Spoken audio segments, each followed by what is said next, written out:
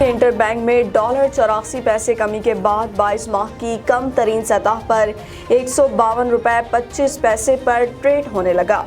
मुल्क में डॉलर की आमद से इसकी कीमत में मुसलसल कमी का रुझान जारी। इंटर बैंक में दौरान ट्रेडिंग $84 कमी के बाद 22 माह की कम तरीन सतह $152.25 पर ट्रेड करने लगा। इससे कबल 23 जून 2019 को डॉलर $152.90 पर देखा गया था।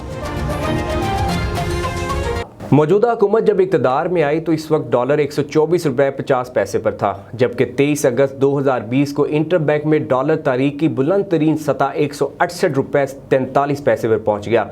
अगस्त से अब तक रुपए के मुकाबले में डॉलर की कीमत में 9.2% की कमी हो चुकी है, जबकि सिर्फ मार्च में ही डॉलर 3.3% सस्ता हुआ। रुपए के मुकाबले डॉलर सस्ता होने से गैर मुल्की कर्जों के बोझ में लगभग 1800 अरब रुपए की कमी रिकॉर्ड की गई है।